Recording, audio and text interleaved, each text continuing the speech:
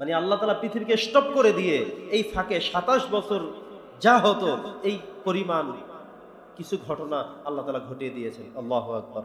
যেটা আল্লাহর দ্বারা সম্ভব, কারো দ্বারা সম্ভব না। আমরা কি ইচ্ছে করলেই পারবো থামিয়ে দিতে? আমরা কি ইচ্ছে করলেই পারবো আজকে সময় স্টপ হয়ে যাও, আজকে জুমার নামাজ আরো দেরিতে হবে, আসর হবে দেরিতে, মাগরিব দেরিতে? বলবার কোনো সুযোগ আছে? কোনো সুযোগ নেই। আজকে ইফতারি আরো পরে হবে, আরো দেরিতে করব। আজকে ফজরের নামাজ সূর্য উঠলে পড়ব, আজকে ফজরের নামাজের সময় আরো 2 ঘন্টা পরে হতে পারে। এর কোনো কমেন্ট করার কোনো সুযোগ কোনো মানুষের পৃথিবীতে আল্লাহ তাআলা দেননি। সুবহানাল্লাহ, আল্লাহু আকবার বলেন। আল্লাহ তাআলা এত মহান, এত ক্ষমতার অধিকারী। আল্লাহ বলছেন, আমি আমার এই বান্দাকে মসজিদে হারাম থেকে মসজিদে আকসা নিয়ে এসেছি। ইতিমধ্যে যখন সফর রওনা শুরু হলো, সাথে সাথে পৃথিবীকে স্টপ করে দিয়েছি। সবকিছু বন্ধ হয়ে গেল, এখন আর কিছু চলে না। যে ঘুমায় সে ঘুমায়, যে হাঁটে সে হাঁটার মধ্যেই ছিল, যে যে অবস্থায় ছিল তার অবস্থানটা সেভাবে আল্লাহ তাআলা দীর্ঘায়িত করে দিলেন। এই ফাঁকে 27 বছর চলে গেল, কিন্তু কেউ টের পেলেন না, কারো থেকে অনুভূতি শক্তিও হলো না। এটা করতে পারেন কে? কেউ পারেন করতে? আল্লাহ তাআলা করতে পারেন, আর কেউ এটা করতে পারে না। বন্ধুগণ আমার, আল্লাহ তাআলা নবী মুহাম্মদুর রাসূলুল্লাহ সাল্লাল্লাহু আলাইহি সাল্লামকে সবার শেষে পাঠিয়েছেন, কিন্তু তাকে শ্রেষ্ঠ করবেন, তাকে ইমামুল মুরসালিন করবেন, ইমামুল মুত্তাকিন করবেন, রাসূলদের মধ্যে শ্রেষ্ঠ বানাবেন, ইমাম বানাবেন। এটা ছিল আল্লাহর সিদ্ধান্ত। সবার শেষে তাকে যদিও পাঠানো হয়েছে, কিন্তু তার মর্তবা, তার মর্যাদা অন্য নবী রাসূল সবার থেকে বেশি। পড়ি আলহামদুলিল্লাহ।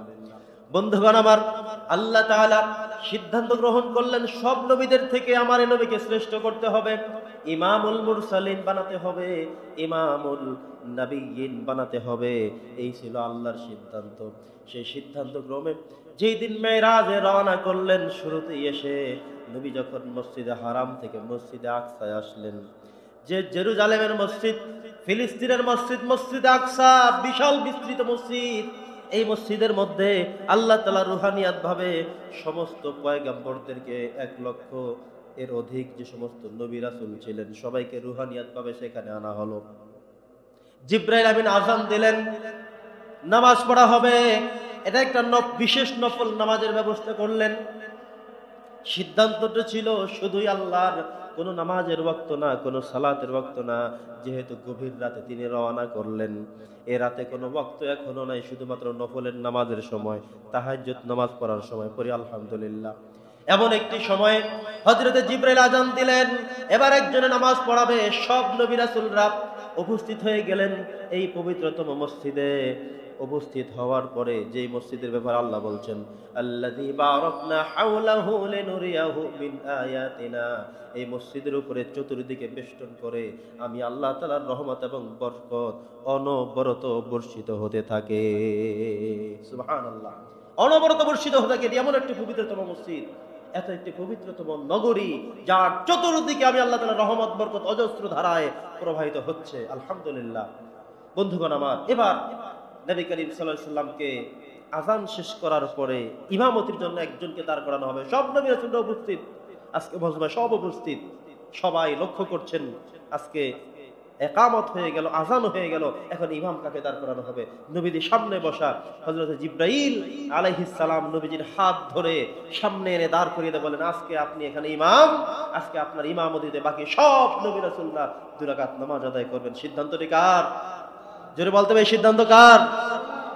নবী মুহাম্মদুর রাসূলুল্লাহ সাল্লাল্লাহু আলাইহি সাল্লাম ইমামতির জায়গায় দাঁড়িয়ে গেলেন, পবিত্র কোরআনুল কারীম থেকে তেলাওয়াত করলেন। হৃদয় বিগলিত হয়ে গেল, সতেজ হয়ে গেল, আনন্দে ভরপুর হয়ে গেল।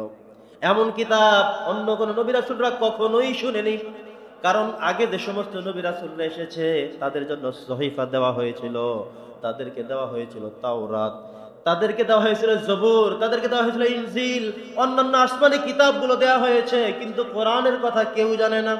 কোরআন নিয়ে, শ্রেষ্ঠ কিতাব নিয়ে সবার শেষে এসেছেন যিনি, তিনি আমাদের নবী, নবী মুহাম্মদুর রাসূলুল্লাহ সাল্লাল্লাহু আলাইহি সাল্লাম। নবীজি চলে আসলেন সবার শেষে। আসার পরে এবার নবীজি ইমামতি করবেন।